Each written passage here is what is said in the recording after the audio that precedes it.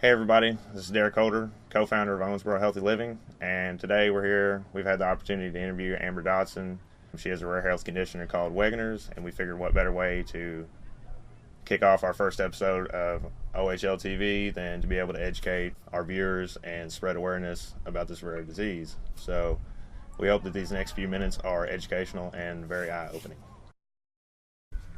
Wegener's is a vascular disease, and it's also an autoimmune disorder.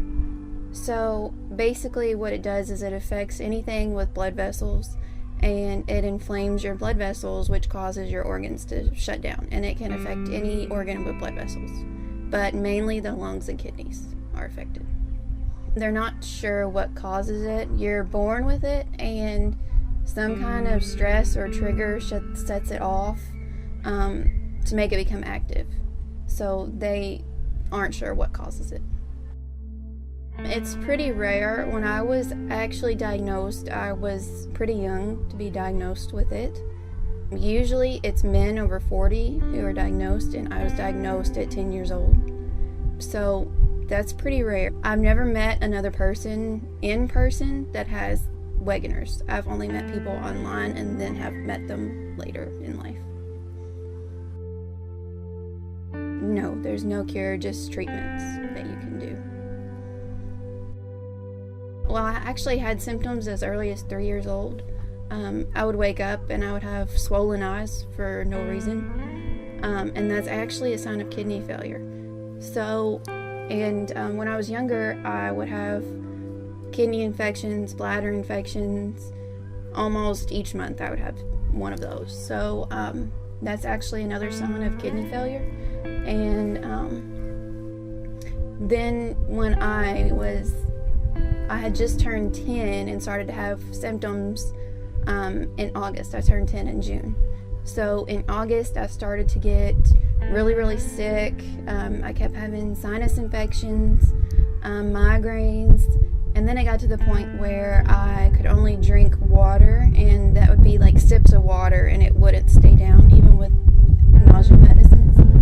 So finally I got to the point where I had missed about 2 weeks of school straight, and my parents finally took me to the ER and begged with them do something, because it was at the point I couldn't even walk and was staying awake maybe 3 hours a day. And they finally did a bunch of tests, and my creatinine, which is basically how much your kidneys filter, was really extremely high. So they did an ultrasound of my kidneys, and they were double the size that they should be. So they sent me to Louisville, and that's where I was diagnosed 2 weeks later with Wegener's. Yeah, I had to grow up pretty fast, learning that if I didn't take these medicines, I was going to die. So that's not really something you can just kind of teach a 10-year-old easily. And then when I was a teenager, around 15, I started to not understand why I had to do this and other people didn't. So I was really depressed, stopped taking my medicines, got really sick, got to the point where when I was a sophomore in high school, I weighed 76 pounds. And from the time I was 12 up until even recently this past year, I've had to have chemotherapy on and off for this disease. And when you say that to people, they automatically assume it's cancer, and I don't have cancer. They use the same medications to treat it as they would cancer. Well, my kidneys are affected the most. I'm in stage renal failure, which is stage 5. I'm on dialysis, and my sinuses are affected. My skin is affected. I get rashes. My brain is affected, and I've had a heart attack, and I have heart palpitations and heart problems.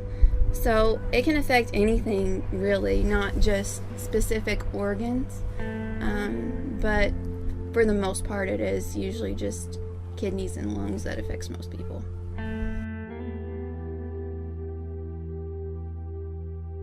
Obviously, pills and steroids are the first that they do to treat you. When I was 10, I took 132 pills a day. And I was on loads of steroids, so I was pretty big. And then when I turned 12, those just weren't working anymore. They started preparing my body for transplant then, but it got better after they used chemotherapy to treat it. And yeah, ever since then I've just been on different medicines, steroids on and off, and chemo on and off, and now I am on dialysis waiting for a kidney on the kidney transplant list in Louisville. And even with transplant, that's just a treatment, that's not a cure.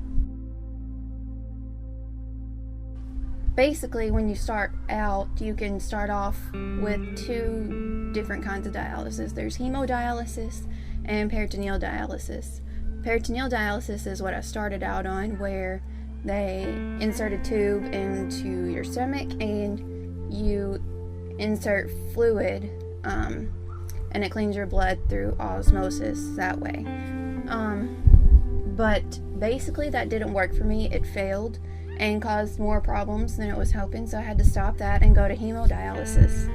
And when you start hemodialysis, you can either do it in the clinic or at home. Unfortunately, my clinic does not offer home hemo, so I have to go to the clinic for hemo.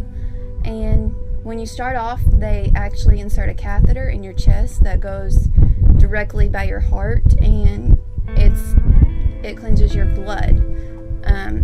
But they do surgeries for fistulas, which is a more permanent thing for dialysis. And now I have a fistula, which they will start using soon.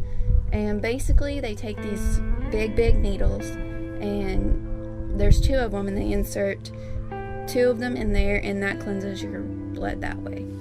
And right now, my dialysis is set for 4 hours for 3 days a week. So I have to go there, which is in a different town. It's not in the town I live in. So it's about a 30-40 minute drive, and then sit there for 4 hours, and then 30-40 minute drive back.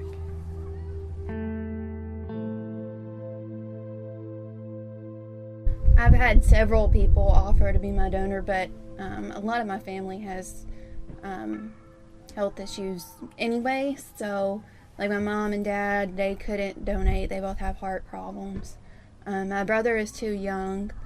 And other family has offered and has been tested, but they are either have health issues or can't donate for other reasons. And I've even had friends that have offered to donate, but they aren't able to qualify for donation because it is really strict. If you have high blood pressure or heart problems, if you've had cancer, you're automatically denied. They will not accept you. And then there's a lot of tests that you have to go through, and even though, there might not be anything wrong with you that you think, if you have a high level of something, you can't donate. You'll be disqualified. So it is really hard to find a live donor, and a live donor is better than a cadaver donor because it has the potential to last longer for the recipient.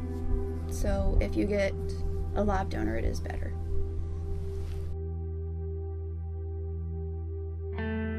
Yeah, I have a really good support system. I have a really good family.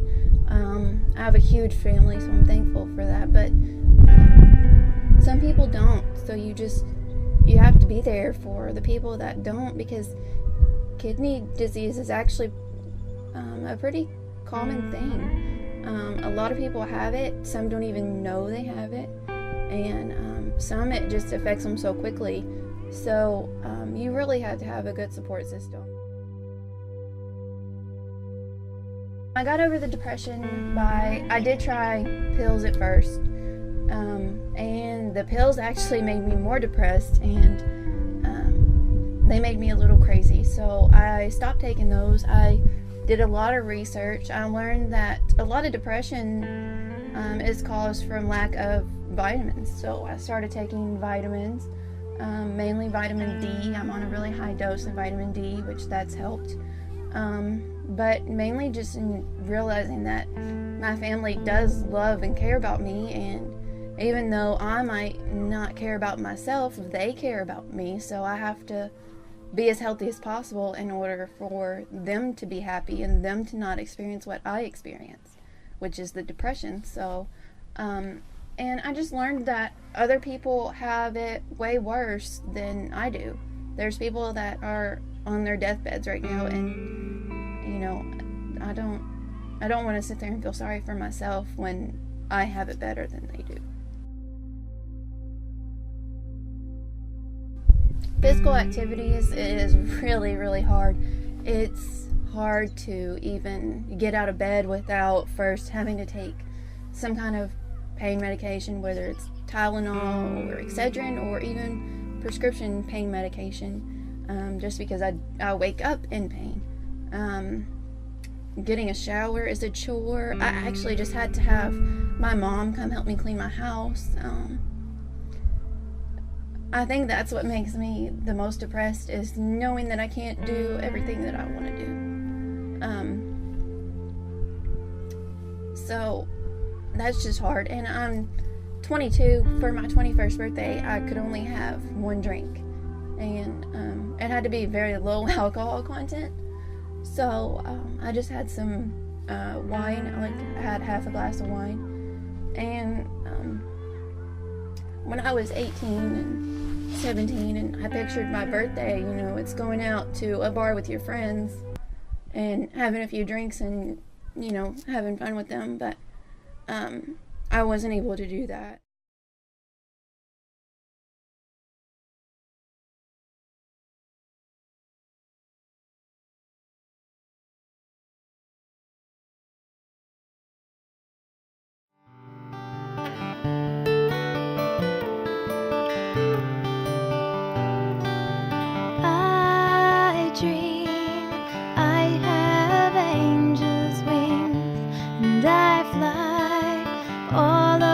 Town in the sky.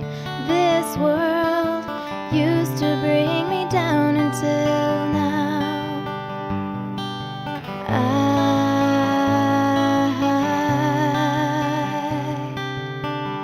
fly high.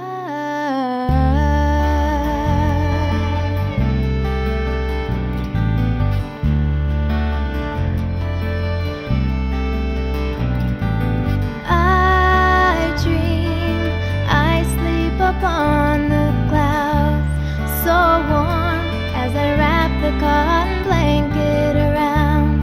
This world couldn't really bring me down now, 'cause I